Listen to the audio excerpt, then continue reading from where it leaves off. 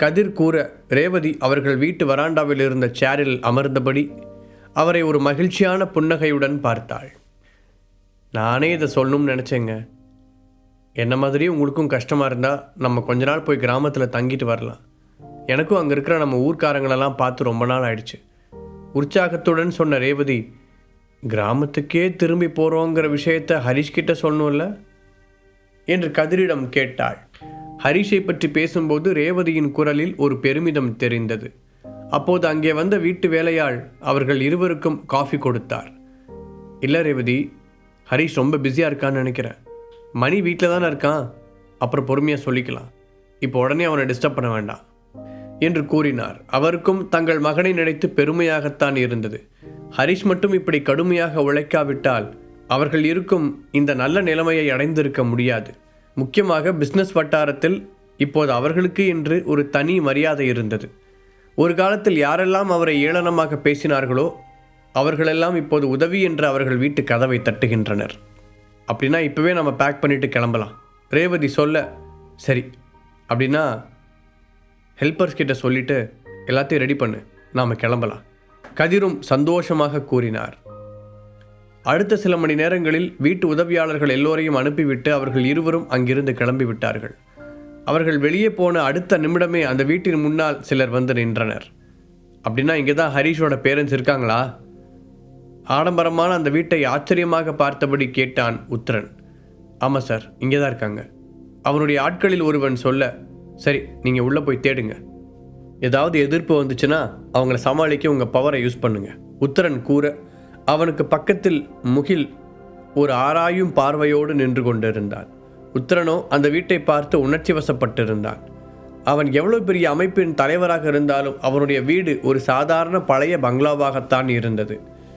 அது இந்த அளவிற்கு ஆடம்பரமானது இல்லை. ஏனென்றால் அவனிடம் நிதி ஆதாரம் குறைவாகவே இருந்தது. பயிற்சியின் ஒவ்வொரு லெவலையும் கடப்பதற்கு அவனுக்கு நிறைய பணம் தேவைப்பட்டது. டாப் 10 ஆர்கனைசேஷனை சேர்ந்தவர்கள் இந்த உலகத்திற்கு தங்களுடைய வலிமையை நிரூபிக்க முயற்சி செய்தார்களே தவிர பணம் ஈட்டுவதற்கான வேலையில் பெரிதாக ஈடுபடவில்லை. அவர்களுடைய கனவு என்பது அதிகாரமாகத்தான் இருந்தது.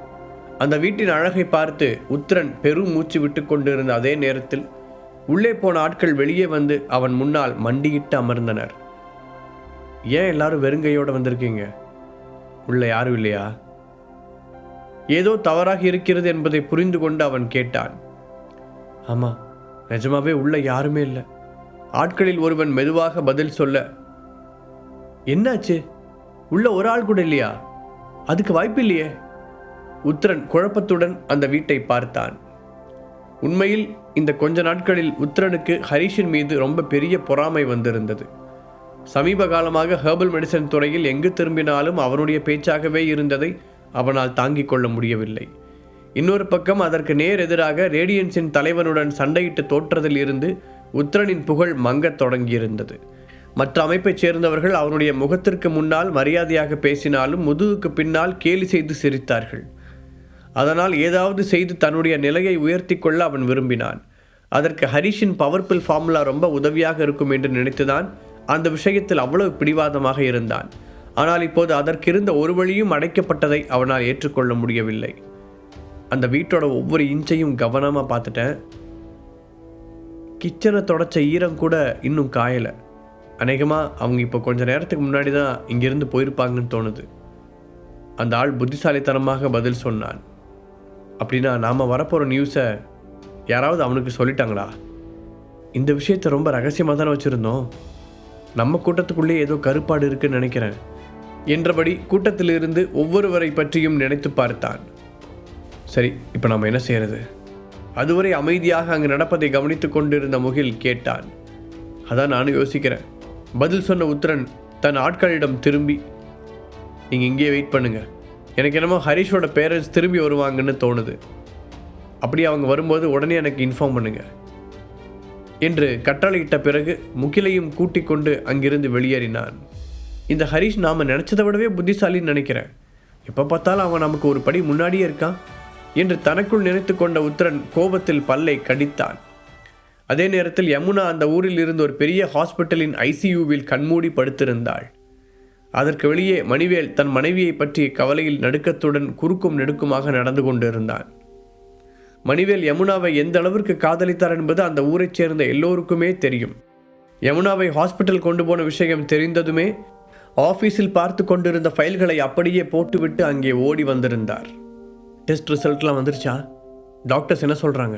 கேட்ட மணிவேலின் முகத்தில் பதட்டம் நிறைந்திருந்தது. இதனால் அவரது உடலிலிருந்து வெளிப்படும் ஆற்றல் அவர் பக்கத்தில் நின்ற அனைவரையும் வித்தியாசமாக உணர வைத்தது. அம்மா சாப்பிட்ட ஃபுட்டில் விஷம் இருந்திருக்கலான்னு டாக்டர் சொன்னார். ஆனால் அது என்ன விஷயம்னு இன்னும் ரிசல்ட் வரல. கிருபா பலவீனமான குரலில் பதில் சொன்னாள்.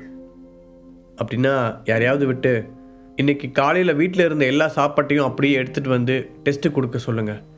மணிவேல் தன்னுடைய அசிஸ்டண்ட்களிடம் உத்தரவிட்டார்.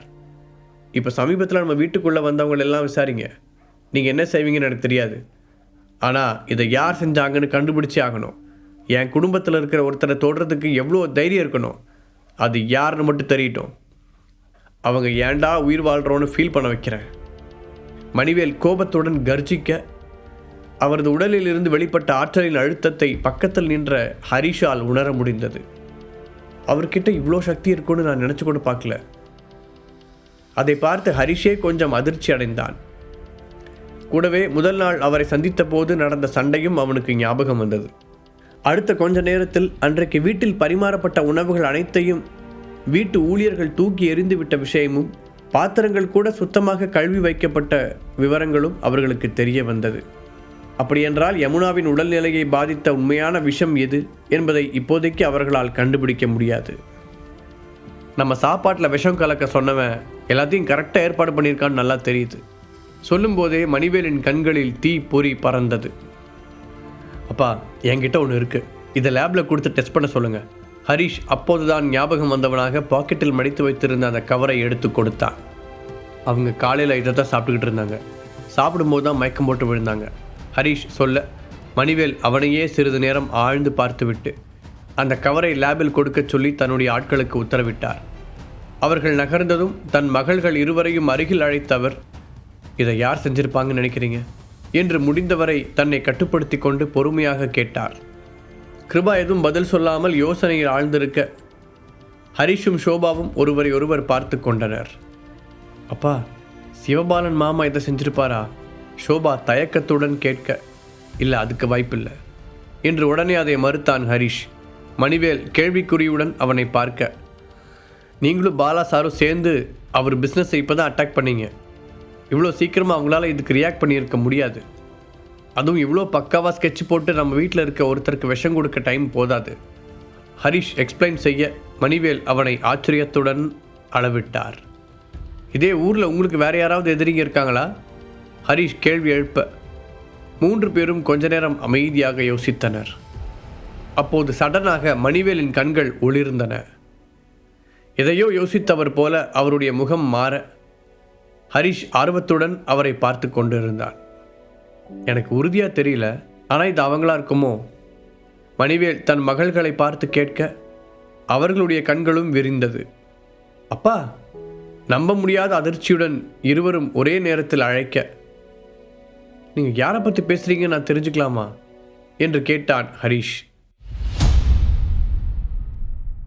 அவனுடைய மனதில் பல்வேறு எண்ணங்கள் அலைமோதி கொண்டு இருந்தது. நம்மளோட டார்கெட் தனியாக தான் இருக்கான். எல்லாம் ரெடியாக இருக்கீங்களா? அந்த இடத்தை சுற்றி ஒரு சில ஆசாமிகள் தங்கள் காதில் ஃபோனை வைத்தபடி தூரத்திலிருந்து ஹரிஷை பார்த்து கொண்டிருந்தனர். அதில் ஒருவன், நாங்கள் இப்போ மூவ் பண்ணலாமா என்று யாரிடமோ கேட்டான்.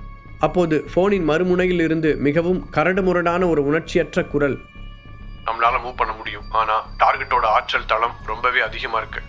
இந்த சண்டையை ரொம்ப நேரம் இழுக்கக்கூடாதுங்கிற ஞாபகத்தில் வச்சுக்கோங்க. சப்போஸ் உங்களால் முடியலன்னா அதுக்கு மேலே யோசிக்காம டக்குன்னு பின்வாங்கிருங்க என்று உத்தரவிட்டது. அதே நேரத்தில் ஹரிஷ் ஒரு லேசான சிரிப்பை உதிர்த்துவிட்டு மக்கள் கூட்டம் அதிகமாக இருந்த இடத்தை நோக்கி வேகமாக நடந்தான். அரை மணி நேரம் கழித்து அவன் இருந்த இடத்தில் ஒரு சில மனிதர்கள் தோன்றி அவசரமாக எதையோ தேடினார்கள்.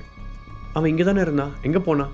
அவர்களில் ஒருவன் கேட்க, அவன் எங்கே போனான்னு தெரியாது, ஆனால் அந்த கூட்டத்தை பார்த்து நடந்து போனதை பார்த்தேன். ஒருவன் அப்பாவியாக பதில் சொல்ல மற்றவர்கள் அவனை தீயாக முறைத்தனர். இதை முதலே சொல்ல மாட்டியா? சரி, இப்போ அந்த கூட்டத்திலையும் காணுமே, அவனுக்கு என்ன ரெக்கையா இருக்கு, நம்ம கண்ணிலே படாமல் பறந்து போகிறதுக்கு என ஒருவன் கடுப்புடன் அவனை திட்டினான். அவர்கள் மொத்தம் 5 பேர் இருந்தனர். அப்படியே அங்கிருந்து ஒதுங்கி ஒரு தனி இடத்திற்கு வந்தவர்கள் தங்கள் மேலதிகாரியை ஃபோனில் அழைத்தனர். அப்போது, நீங்கள் ரொம்ப நாளாக என்னை ஃபாலோ பண்ணிகிட்ருக்கீங்க, எதுக்காகன்னு தெரிஞ்சுக்கலாமா? தெளிவான வானத்தில் திடீரென இடி முழங்குவது போல குரல் கேட்டது. அவர்கள் எல்லோரும் அதிர்ச்சி அடைந்ததுடன் அந்த குரல் அவர்களை பயமுறுத்தவும் செய்தது. அப்போது நின்று கொண்டிருந்த அவர்கள் அனைவரும் ஒரே நேரத்தில் தரையில் விழுந்தனர். எப்படி தாங்கள் கீழே விழுந்தோம் என்று புரியாமல் அப்படியே சுற்றும் முற்றும் பார்த்தவர்கள் குரல் வந்த திசையை தேடத் தொடங்கினார்கள். நீங்கள் என்ன தேடுறீங்க? அந்த குரல் இப்போது கணீரென்று ஒலித்தது. உடனே வேகமாக அவர்கள் திரும்பி பார்க்க அங்கே பாக்கெட்டில் கைவிட்டபடி ஸ்டைலாக ஹரீஷ் நின்று கொண்டு இருந்தான். உங்களெல்லாம் இங்கே அனுப்புனது யாருன்னு கேட்டேன். நிதானமாக கேட்டவன் அவர்களை தாக்குவதற்கு அவசரப்படவில்லை. அவர்கள் 5 பேரையும் எடை போடுவது போல மேலும் கீழுமாக பார்த்தான். இவங்க அந்த சிவபாலன் ஃபேமிலியை சேர்ந்தவங்களா இல்லை ஹெர்பலிஸ்ட் சொசைட்டியை சேர்ந்தவங்களான்னு தெரியலையே, ஹரீஷ் தனக்குள் சொல்லிக்கொண்டான். அப்போதுதான் அங்கிருந்தவர்களில் ஒருவன் பீமா கேங் என்று ஃபோனில் யாரிடமோ சொன்னது ஹரீஷுக்கு ஞாபகம் வந்தது. உடனே தன் ஃபோனை எடுத்து ஸ்ரீதருக்கு அழைத்தவன் அந்த கேங்கின் பெயரை பற்றி கூறி விசாரிக்க சொல்ல சில நிமிடங்களில் அவனுடைய ஃபோனில் அந்த கேங்கை பற்றிய தகவல்கள் வந்து விழுந்தது. ஹரீஷ் பீமா கேங் என்று சொன்னதை கேட்டதுமே கீழே கிடந்தவர்களுடைய முகம் கருத்தது. பீமா கேங் என்பது ஒரு அண்டர் கிரவுண்ட் கொலைகார கூலிப்படை அமைப்பாகும். சமீப காலங்களில் நடந்த பெரும்பாலான பெரிய படுகொலைகள் அவர்களால் நடத்தப்பட்டிருந்தது. மேலும் பல சக்தி வாய்ந்த மக்களையும் அவர்கள் பயமுறுத்தியுள்ளனர்.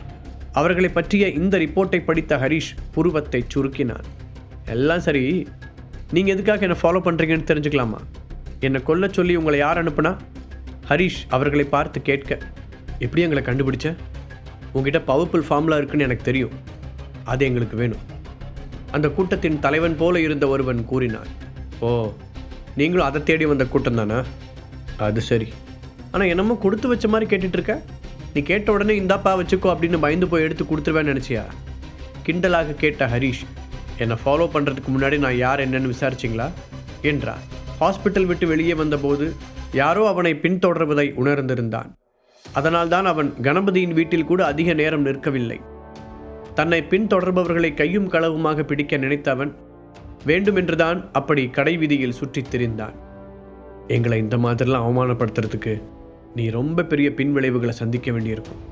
உன் உயிரை நினைச்சு நீ கவலைப்படலையா? மெதுவாக எழுந்து நின்ற ஒருவன் ஹரீஷை பார்த்து கத்தினான். மேலும் அவன் தனது வலது காலை தரையில் மிதித்து ஒரு சிறுத்தை தன் இரையை வேட்டையாடுவது போல முன்னோக்கி பாய்ந்தான். ஹரீஷின் முன் குதித்தவன் கண்ட்ரோல் செய்ய முடியாத வேகத்துடன் ஹரீஷின் மீது நேரடியாக ஒரு குத்து வீசினான். சொல்லப்போனால் ஹரீஷ் கண் சிமிட்டுவதற்கு கூட நேரம் கொடுக்கவில்லை. அவன் நிச்சயம் ஹரீஷை பிடித்து விட்டோம் என்று நம்பினான். முழு கதையையும் கேட்டு மகிழ பாக்கெட் FM ஆப்பை டவுன்லோட் செய்யுங்கள். லிங்க் டிஸ்கிரிப்ஷனில் கொடுக்கப்பட்டுள்ளது.